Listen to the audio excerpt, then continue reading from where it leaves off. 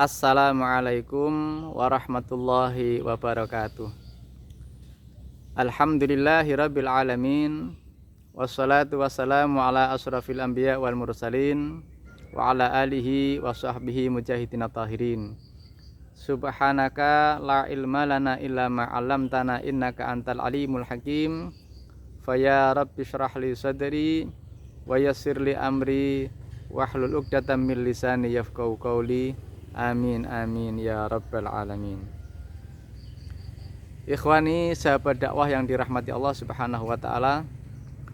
Allah Subhanahu wa taala berfirman, A'udzubillahi minasyaitonir rajim. Kullu nafsin dha'iqatul maut.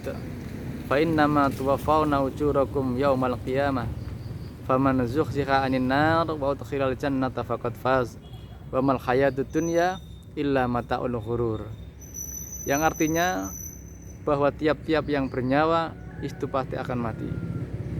Dan sesungguhnya nanti di yaumil qiyamah balasan pahala yang sempurna bagi kalian. Maka barang siapa yang dihindarkan dari siksa api neraka dan dimasukkan ke dalam surga, maka sungguh dialah yang mendapatkan kemenangan. Dan tidaklah kehidupan dunia kecuali hanyalah tipuan belaka.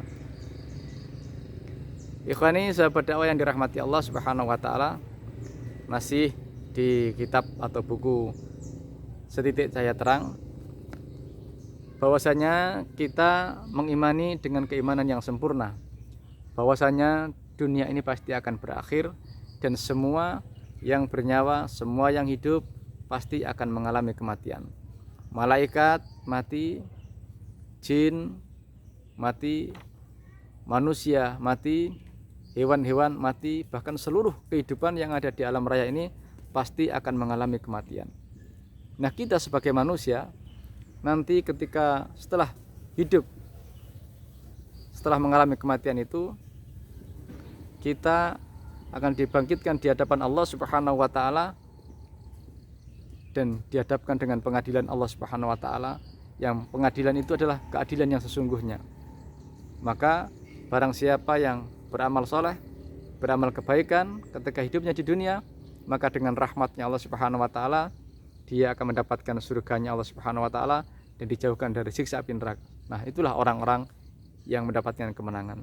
Sebaliknya, bagi manusia yang ingkar kepada Allah Subhanahu wa taala, yang bermaksiat, yang banyak melakukan dosa dan kekhilafan dan tidak mau bertaubat kepada Allah Subhanahu wa taala, maka juga dengan kehendaknya Allah dia akan menempati nerakanya Allah Subhanahu wa taala. Na'udzubillah, summa na'udzubillah min dzalik. Ikhwani sahabat dakwah yang dirahmati Allah Subhanahu wa taala, kita sebagai manusia dikatakan oleh Nabi Muhammad sallallahu alaihi wasallam, al-insanu mahallul khata' wan nisyan, bahwa manusia itu adalah tempatnya salah dan lupa. Maka karena kita berpotensi untuk berbuat salah atau lupa atau dosa, maka Allah anugerahkan karunia-Nya atau rahmatnya berupa taubat atau permohonan ampun kepada Allah Subhanahu wa taala. Maka itu ikhwan yang dirahmati Allah, marilah kita bertaubat kepada Allah Subhanahu wa taala dari dosa, dari kekhilafan yang pernah kita lakukan. Karena taubat ini adalah hukumnya wajib. Baik dosa-dosa besar ataupun dosa-dosa kecil, kita wajib bertaubat kepada Allah Subhanahu wa taala. Baik dosa itu yang berhubungan dengan Allah Subhanahu wa taala atau dosa yang berhubungan dengan sama manusia, maka wajib hukumnya manusia bertaubat kepada Allah Subhanahu wa taala. Adapun syarat taubat bagi dosa yang berhubungan dengan Allah Subhanahu wa taala adalah yang pertama adalah menyesal dengan penyesalan yang sesungguhnya yang timbul dari hati, dengan penyesalan yang diikuti dengan kesungguhan dan tekad untuk tidak mengulangi lagi. Kemudian yang kedua adalah memutus atau menghentikan perbuatan dosa tersebut.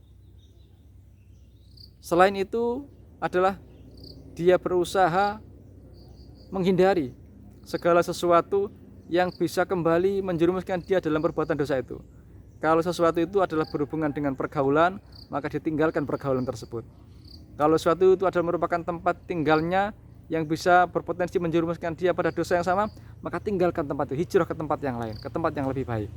Itu syarat yang kedua. Kemudian syarat yang ketiga adalah berketetapan hati untuk tidak mengulangi perbuatan maksiat tersebut dengan iktikad yang sesungguhnya, bukan hanya lisan yang mengucapkan tapi hati masih ingin mengulang, itu namanya adalah mempermainkan Allah Subhanahu wa taala. Jadi 3 syarat tersebut ikhwani, yang pertama adalah menyesal, yang kedua memutus perbuatan maksiat itu, kemudian yang ketiga berketetapan hati untuk tidak mengulang perbuatan maksiat tersebut atau perbuatan dosa tersebut. Itu kalau dosa berhubungan dengan Allah Subhanahu wa taala. Adapun dosa yang berhubungan dengan sama manusia adalah meminta ridho kepada orang yang dizalimi. Kalau yang dizalimi itu bentuknya harta, maka dikembalikan hartanya. Kalau tidak mampu, maka minta kepada orang itu untuk merelakan hartanya. Kalau bentuknya adalah kezaliman atas nama baik, maka kembalikan nama baiknya. Kalau kezaliman bentuknya fisik, maka mintalah maaf atau engkau ganti untuk dikisos dari fisik tersebut. Nah, itulah syarat taubat antar sama manusia, kemudian baru memohon ampun kepada Allah Subhanahu wa taala. Nah, ikhwani sahabat dakwah yang dirahmati Allah, janganlah kita berputus harapan atau berputus asa dari rahmatnya Allah Subhanahu wa taala. Sebesar apapun dosa atau kekhilafan yang pernah kita lakukan, datangilah Allah Subhanahu wa taala dengan bertaubat yang sesungguhnya, dengan taubat yang semurni-murninya atau taubatan nasuha. Maka tentu kita akan mendapati Tuhan kita Allah Subhanahu wa taala adalah zat yang Maha Pengampun lagi Maha Penyayang. Dan juga diriwayatkan dari Imam Nasir bin Ibrahim As-Samarqandi, yang beliau mendapatkan sumber asar ini dari sahabat Ibnu Abbas. Beliau berkata, jika seorang hamba bertaubat kepada Allah Subhanahu wa taala dan taubatnya diterima oleh Allah Subhanahu wa taala, maka Allah Subhanahu wa taala membuat lupa malaikat yang mencatat amal keburukan manusia itu tersebut. Kemudian Allah membuat lupa anggota tubuh yang disajikan bermaksiat kepada Allah, dan Allah menjadikan lupa bumi di mana dia berpijak dan bermaksiat di atasnya. Ini dibuat lupa oleh Allah Subhanahu wa taala, sehingga kelak nanti di yaumil qiyamah ketika di hadapan dalam pengadilan Allah, tidak ada yang bersaksi di hadapan Allah. Malaikat lupa, bumi lupa, dan anggota tubuh lupa, sehingga tidak ada yang bersaksi satupun atas perbuatan khilaf atau perbuatan dosa yang dilakukan di muka bumi. Karena apa yang dirahmati Allah? Allah berfirman bahwasanya al-yauma nakhtimu ala afwahim wa tukallimuna aydihim wa tashhadu arjuluhum bima kanu yaksibun. Nanti ketika mulut ini dikunci, maka yang berbicara adalah tangan, yang bersaksi adalah kaki, dan semua tempat-tempat yang kita jadikan maksiat semuanya bersaksi di hadapan Allah. Nah, tapi kalau kita sudah bertaubat kepada Allah Subhanahu wa taala dan taubat kita diterima oleh Allah Subhanahu wa taala, Allah akan membuat lupa semua yang bisa bersaksi akan kemaksiatan kita. Anggota tubuh kita dibuat lupa, bumi tempat kita bermaksiat dibuat lupa, dan bahkan malaikat yang mencatat keburukan kita itu dibuat lupa oleh Allah Subhanahu wa taala. Subhanallah. Kurang enak apalagi khani kita punya Tuhan Allah Subhanahu wa taala. Fasilitas dunia Allah berikan dengan begitu indahnya, dengan panorama dan pemandangan yang luar biasa ini, semuanya Allah peruntukkan bagi manusia untuk dinikmati manusia. Kemudian ketika kita beramal kebaikan, Allah anugerahkan pahala. Dan bahkan kalau kita berbuat kekhilafan atau dosa, Allah masih siapkan ampunannya buat kita semuanya. Maka nikmat Allah yang mana lagi yang harus kita dustakan, ikhwan yang dirahmati Allah. Maka bersegeralah bertaubat kepada Allah Subhanahu wa taala dari dosa-dosa yang telah kita lakukan. Rasul menyuruh kepada kita, ya ayyuhan nas tubu ilallah fastaghfiru fa inni atubu ilallah fi kulli yauman mi'ata maratin. Wahai sekalian manusia, bertaubatlah kalian kepada Allah dan bermohon ampunlah kepadanya. Sesungguhnya aku ini, kata Rasulullah, dalam setiap hari memohon kepada Allah 100 kali. Ikhwani, Nabi SAW maksum, terjaga dari dosa, dan sudah pasti mendapat jaminan surga oleh Allah Subhanahu wa taala.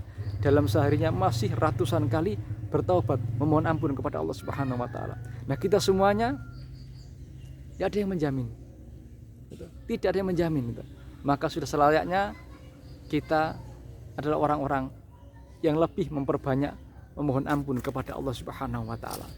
Perbanyak istighfar, perbanyak mohon ampun kepada Allah Subhanahu wa taala, dan kalau berhubungan dengan dosa-dosa besar yang pernah kita lakukan, datangi Allah Subhanahu wa taala dengan taubatan nasuha, dengan taubat yang semurni-murninya, dengan taubat yang sesungguh-sungguhnya.